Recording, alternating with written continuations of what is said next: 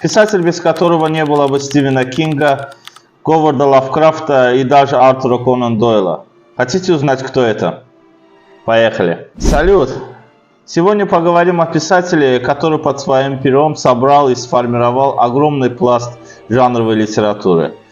Психологический триллер, готическая проза и даже современный детектив. Замечательном американском писателе, вдохновителе таких мировых писателей, как Стивен Кинг, Говард Лавкрафт и Артур Конан Дойл, об Эдгаре Аллане По. Я убедился в его влиянии на собственном опыте. Когда я около 3 лет работал над повестями «Нулевая гора» и «Дом умирающих книг», я постоянно перечитывал Эдгара По.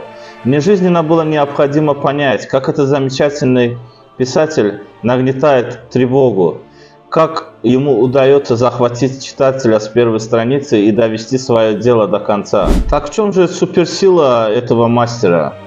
Сейчас постараемся в этом разобраться. По пугает не внешними монстрами, он пугает безумием, которое творится в голове главного героя.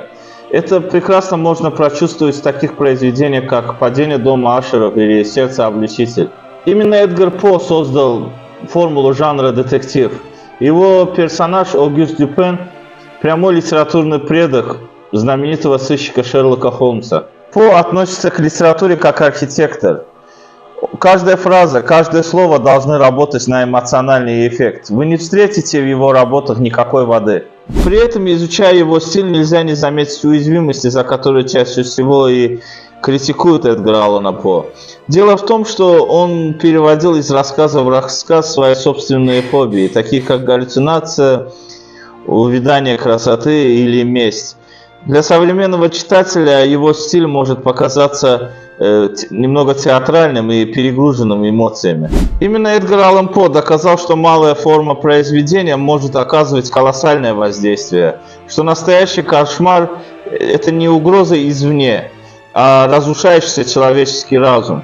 Произведение Эдгара Аллана По – это фундаментальная база для тех, кто хочет писать психологические триллеры или готическую прозу. А какое произведение этого замечательного писателя любимое у вас?